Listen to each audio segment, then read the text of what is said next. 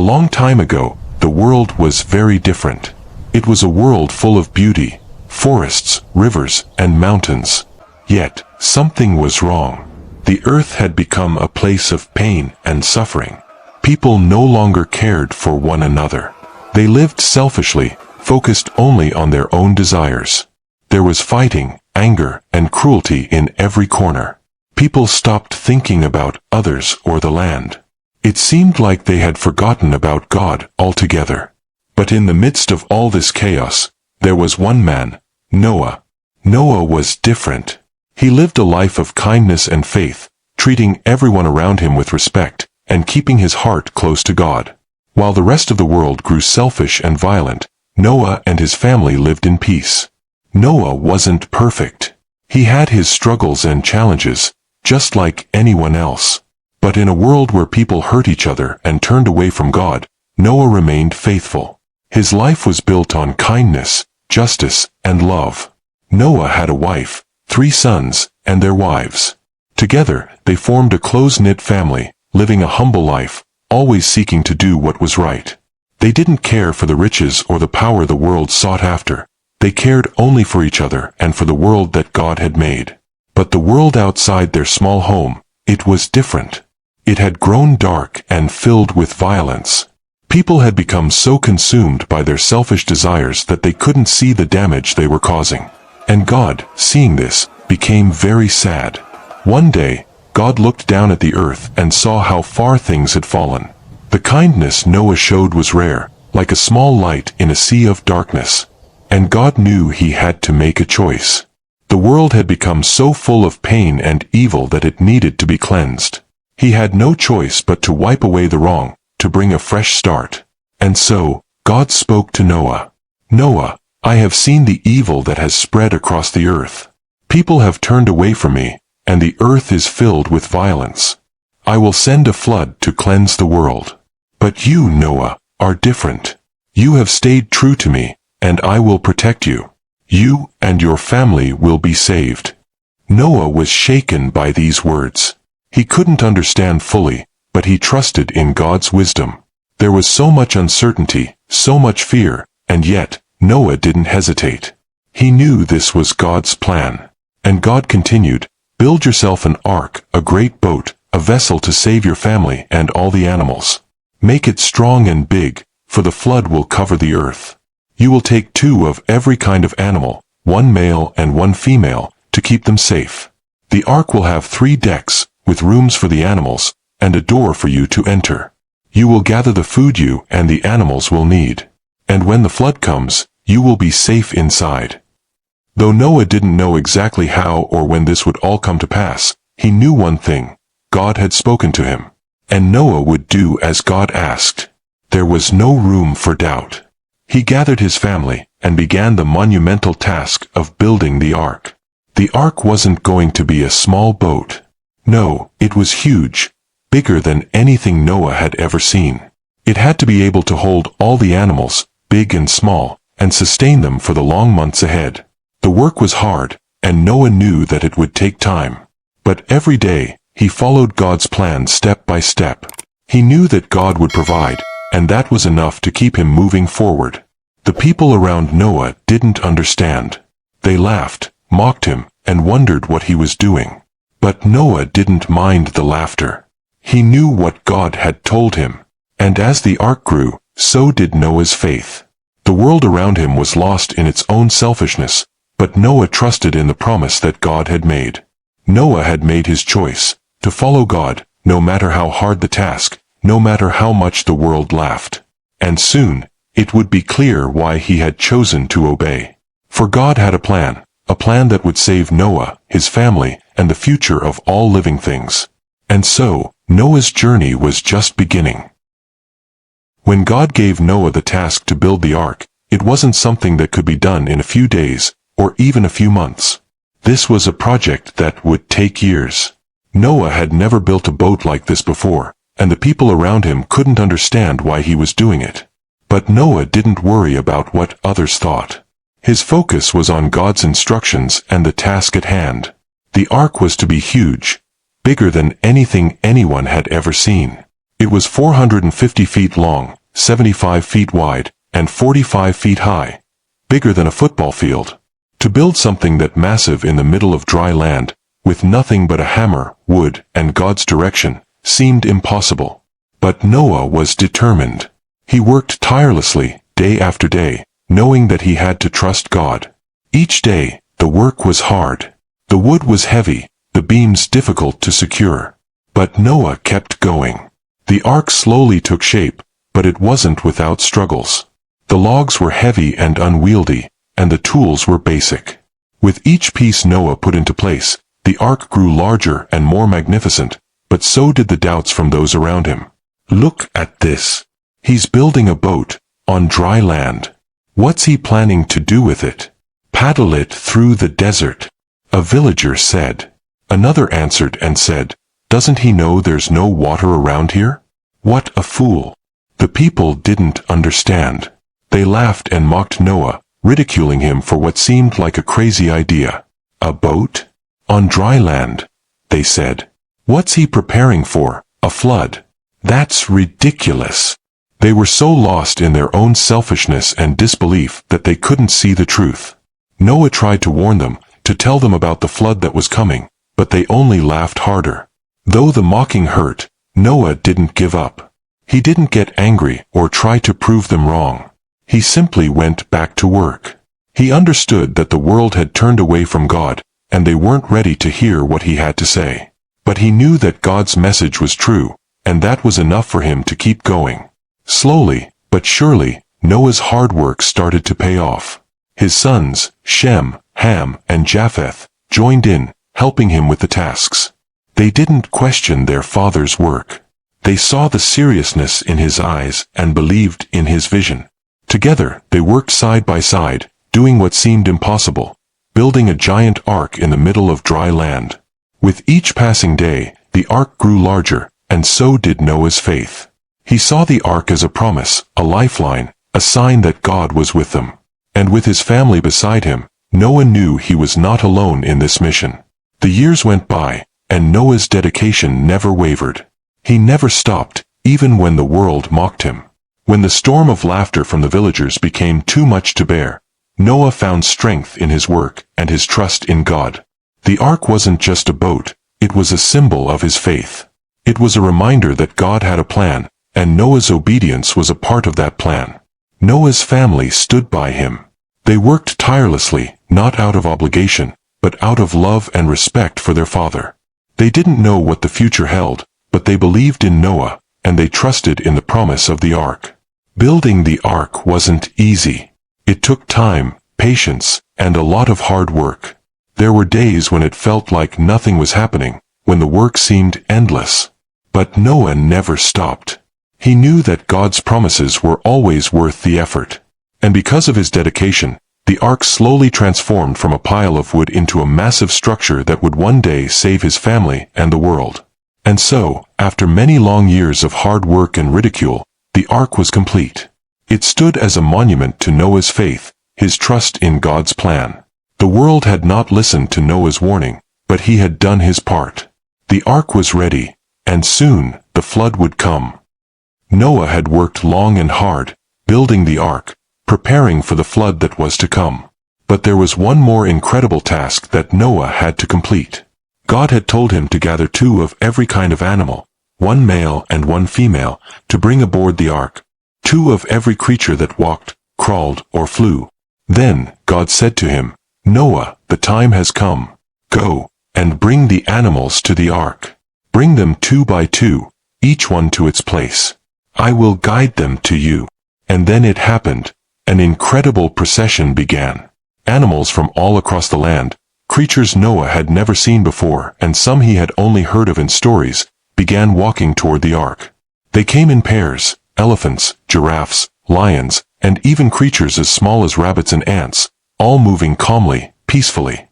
The birds, too, soared into the sky, flying in pairs, circling over the ark before landing softly on the ground.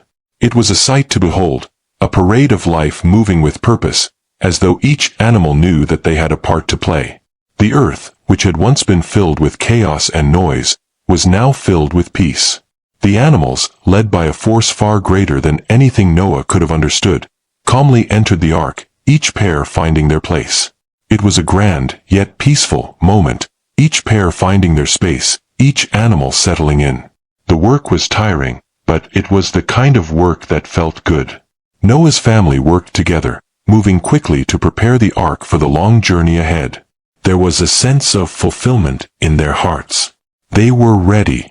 And yet, something else hung in the air, the feeling that the world outside the ark was about to change forever.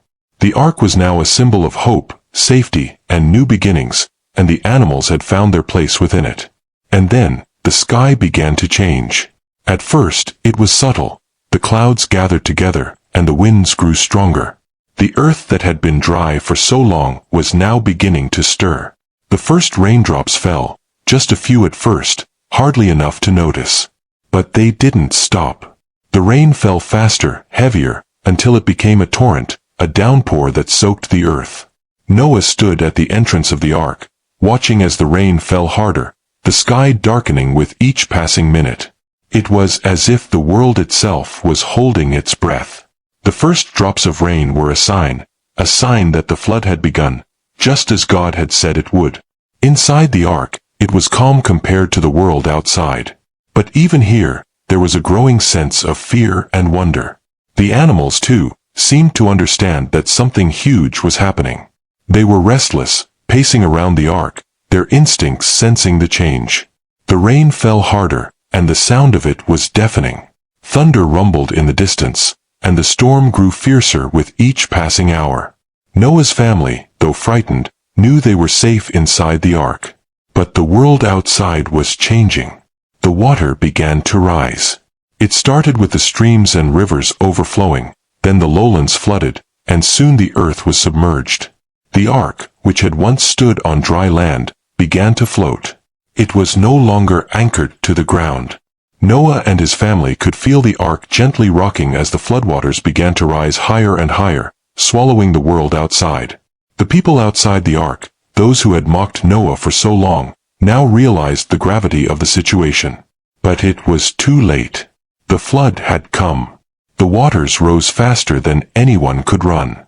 The ark, with Noah and his family safely inside, rose higher into the sky, carried by the powerful force of the waters. Noah's heart was heavy as he saw the destruction outside. He had warned them, and yet they hadn't listened. But Noah had done what God had asked him to do. He had built the ark, gathered the animals, and followed God's plan, step by step. As the storm raged on, Noah trusted that God's will was unfolding, even if it was painful to watch. The storm raged for 40 days and 40 nights. The floodwaters continued to rise, and the ark floated above the chaos, untouched by the storm. Inside, Noah and his family huddled together, holding on to each other. The animals, once restless, now settled down, their instincts telling them they were safe. The ark had become their sanctuary, a refuge from the storm, a place of protection and survival. And as the storm howled outside, Noah's family remained safe, knowing that the journey ahead was just beginning. Inside the ark, life was not what Noah and his family had known before. The sound of the rain and the roar of the flood outside created a constant hum, but inside, it was quiet. Despite the overwhelming storm, Noah's family worked together, caring for the animals, keeping them calm, and making sure the ark was in order. They were safe, but the journey ahead was long, and the weight of responsibility was heavy. Noah's sons, Shem, Ham, and Japheth, worked alongside him, moving from one animal enclosure to another. They carried water and food, making sure each animal had what it needed. They fed the larger creatures first, like the elephants and giraffes, then tended to the smaller ones. Noah's wife, too, worked tirelessly, cleaning and organizing the spaces, ensuring that the ark stayed as comfortable as possible for everyone inside. It was a routine that brought comfort amidst the uncertainty. Each day, Noah and his family worked together, helping one another in their shared mission to keep the animals safe. They knew that they were the caretakers of something much larger than themselves. This ark wasn't just a vessel of wood and nails. It was a beacon of life in a world that was drowning. In the quiet moments, Noah would pray, praying for his family, for the animals, and for the world outside. The storm raged on, but Noah's heart remained at peace. He trusted God's plan, even though it was hard to understand. He knew that this journey, though difficult, was part of a larger purpose. God had saved them, and Noah was determined to honor that promise. Noah's thoughts often turned to the world outside. He had warned them all, but they had not listened. It was hard not to feel the weight of it. The storm, the flood, the destruction. But he knew in his heart that this was all part of God's plan. God had promised that Noah and his family would be safe, and the ark, though it rocked and swayed with each passing wave, was a reminder of that promise. The days turned into weeks, and the weeks into months. The rain didn't stop. For 40 days and 40 nights, the floodwaters rose, and the storm never seemed to end. Inside the ark, Noah's family had to keep busy, working to maintain order, care for the animals, and care for each other. The sound of the storm was a constant hum in their lives, and time began to feel endless. Even in the safety of the ark, there were moments of doubt, moments when the weight of everything, losing the world they knew, the uncertainty of the future, felt too much to bear. The silence between Noah and his children was often filled with unspoken fears, but in those moments, Noah would speak to them, sharing stories of God's faithfulness. Noah would tell his sons the stories of the past, the stories of the covenant God had made with their forefathers. He would remind them that even in times of trial, God's promises were sure. "We are here because we trusted God," he would say. "And we will survive this, just as God promised. He has a plan for all of us." In those quiet moments, Noah reminded his children that this journey wasn't just about survival. It was about hope.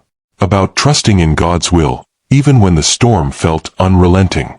His words were simple, but they carried weight. They reminded them that God had not abandoned them. There were moments, too, when Noah's wife would sit in quiet prayer, whispering words of thanks for their safety, holding on to the faith that had guided them this far. And his daughters-in-law, though new to the family, embraced each other with compassion, knowing they were in this together. As the days turned into weeks, Noah's thoughts often drifted to the promise God had made to him. The flood would come to an end. The waters would recede. But for now, all they could do was wait. And in that waiting, Noah leaned on his faith. He knew that God had saved them for a reason, that he had a purpose for their lives, even when they couldn't see what lay ahead. And so, they waited. They waited in the safety of the ark, caring for the animals and each other, trusting in God's promise. The days blended together, but in the quiet moments, they knew that God was still with them, that even in the midst of the storm, they were not alone. They had been through so much already. Years of building, the mocking of the people, the uncertainty of the flood. But the storm was not the end. It was just a chapter in a bigger story. And Noah's family, though tired and uncertain, had something the world outside the ark did not: hope. A hope that would carry them through the storm and into a new beginning. At last, the rain stopped. For 40 days and 40 nights, the flood had ravaged the earth, leaving the world completely covered in water. But now, the storm had passed, and the waters that once filled every corner of the earth began to recede. Slowly at first, but steadily. The ark had been carried through the chaos, floating safely on the surface. Now, it was coming to rest. Noah's family stood together, their hearts filled with a quiet mix of hope and disbelief. The ark, which had been their home for so many long months, had finally stopped. The water was no longer rising. The ark had found rest on a mountaintop, high above the floodwaters, and for the first time in what felt like an eternity, the sky began to clear. The sun broke through the clouds, casting a warm, golden light over the ark. The storm had ended. The world, once drowned in darkness and rain, was beginning to breathe again. And Noah, standing at the doorway, felt a deep sense of relief wash over him. The ark had carried them through, and now, as the light touched the earth, a new beginning was within reach. For the first time in many months, Noah and his family stepped outside the ark. Their feet touched solid ground, the earth beneath them feeling so different from the steady sway of the ark. The land was quiet now, the floodwaters finally receding, and there was a sense of peace in the air. The world had been washed clean, and now they could see the beauty of it again. The earth, though scarred by the flood, was beginning to heal. Nature itself seemed to breathe again, as new life began to sprout. The flood had taken everything, but now, in the wake of the storm, a new world was emerging. The ark had carried the seeds of the future, and now it was time for them to be planted. Before Noah and his family left the ark, Noah had a task to complete. He needed to see if the land was truly dry, if it was safe for them to step into the world beyond the ark. So, he sent out a raven first, watching as the dark bird flew into the sky. The raven didn't return. It found dry land, but Noah needed more proof. Then, Noah sent out a dove, a symbol of peace and hope. The dove flew into the sky, its wings fluttering as it searched for a place to rest. Noah and his family waited in silence, their hearts hopeful, but anxious. And then, the dove returned, carrying with it an olive branch. The sign was clear. Life had returned to the earth. The floodwaters were receding, and the world was starting to recover. The dove's return, with that simple olive branch, was a message of hope, a reminder that the earth would heal, and new life would flourish. That small olive branch was a symbol of renewal, a promise that life would begin again. The storm had ended, the floodwaters were retreating, and the ark that had carried them through the darkest days was now a vessel for a new beginning. Noah and his family stepped out of the ark and onto the earth that God had promised to restore. They looked around in awe, marveling at the world that was slowly coming back to life. The birds began to sing again, and the trees stretched toward the sky.